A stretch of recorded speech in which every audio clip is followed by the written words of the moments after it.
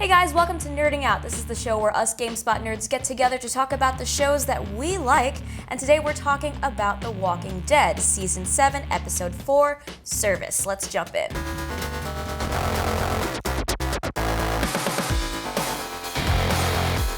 Alright guys, let's talk about Rick and Negan. Spencer? Yeah, so that was a pretty powerful episode of Negan walking in and basically showing dominance, especially when he came to the part of handing Rick his treasured baseball bat. And I think... Here, bitch, hold my bat. Yeah, you can just hold on that for me. I think what kind of also sets the tone here for this as well is that Negan's going to be continuing to push Rick's button, and I'm willing to bet that Rick's eventually going to snap and maybe get him, but it might take the death of another character for that to happen, but we'll have to wait and see. Yeah, there's a lot at stake when you snap here, so yeah. It's like you have to hold it together as much as you can. Poor Rick. Poor Rick. Poor Rick. Poor everybody else. I know. Everybody else is in trouble right now. Yeah, it's true. So let's talk about Negan's approach. Aaron, what do you think? Negan is still afraid of Rick. I think he chose not to kill him, but he doesn't know what Rick's going to do. Rick is definitely still giving him the I'm going to kill you eyes.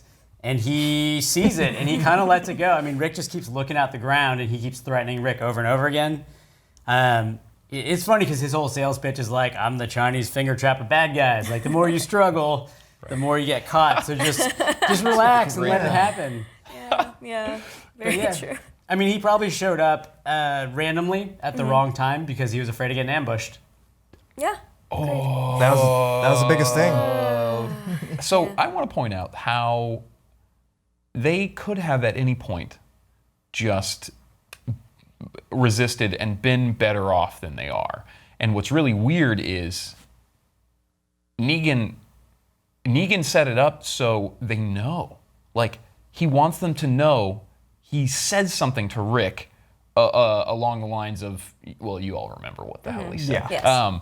But he wants them to know, like, yo, I just screwed you guys over so bad that you guys are never going to recover. Like, they took all the guns. He took mattresses. Like, they're more screwed up now than they would have been had they fought, other than, dying and whatnot. But the fact that they leave food and then take just creature comforts, I think that it's completely different than the way that they anticipated or at least the way that I anticipated the arrangement was going to go. And you can see that in everyone's faces, that we had a chance. We had an opportunity to actually fight back, regardless of what happened to our other friends. We could have held our own, but we didn't do it, and that I think is what really is kind of causing a cinder within the group, especially at that town hall meeting. Everyone's just looking at Rick like, oh my God, why didn't you tell us? We really could have done something big here. We could have done something about this. So, I don't know. Yeah, so how is everybody doing? Aaron, let's talk about everyone else. Yeah, I mean, Rick is just barely holding on to this group of people. You've seen Michonne off, probably practicing to assassinate Negan. You see Spencer hiding guns and not telling anybody because he might want to make a play for power. The people with nothing to lose, I think, clearly are willing to go down fighting. And in a weird way, Rick, because he has has two children actually, he's got more to lose than a lot of the rest of the group. Yeah. So people under him might be okay to die, just sticking to their principles and their guns. Yeah. Huge variance of responses from the entire group. You have people that are planning to assassinate. Obviously, like Michonne is obviously planning to assassinate Negan, and then Rick takes that opportunity from her. You have Spencer planning to do whatever Spencer's going to do with those guns in a bag. There's a little bag of guns. There's a little bag of guns. Tiny bag of guns. Just hiding my guns. And booze. Yeah. And lots of booze. Let's talk about Carl. So he's one of the few that refuses to follow orders, and let's talk about the differences with the comic as well, buddy. So, yeah, Carl in the comics, I think actually kills one of the saviors, and Negan's like, man, I like you, man. You're cool. You can hold my bat. He doesn't actually make him do that. But he forms this really weird bond with Carl that you don't see that happen. Like, I was expecting there to be this intimate exchange just based on how closely they are, they tie to the comic. And maybe that'll happen later. Like, maybe they're building the relationship and they're going to be like, oh, I remember you. You were the guy that was aiming the gun and blah, blah, blah. I don't know. But, like, it was not as close to the comic as I was expecting.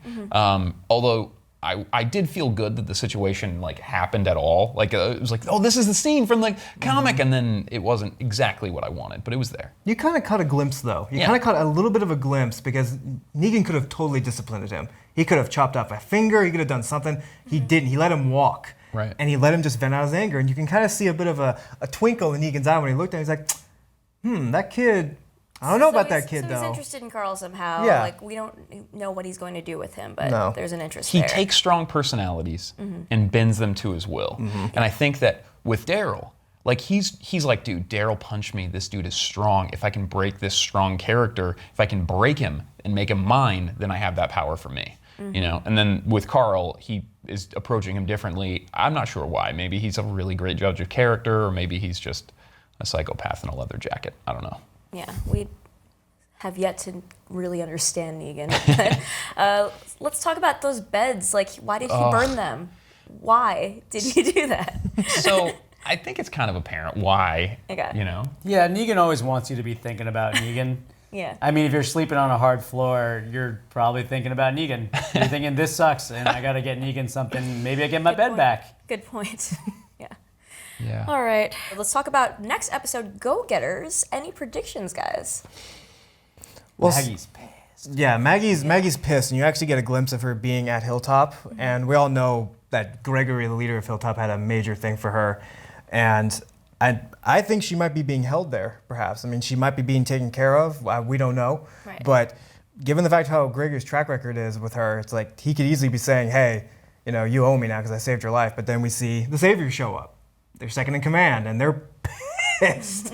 So Funny thing is, she doesn't know that she's supposed to be dead, because that's what Rick told Negan. So that could set up something pretty disastrous. If she's like, "Oh, hey, I'm alive. This is cool." which could lead to why they're there. Like maybe they're out looking for her or something. Maybe Negan's not satisfied with Rick's answer. So Negan's just trying to marry everybody. Yeah. He's this Yeah. weird polygamist. It's gonna be awesome. Negan marries everybody, and that's what you have to look forward to next time. Season 9. wedding. The weddings. The wedding. So tune in for that next week, and for all things comics, TV, and movies, stick with GameSpot Universe.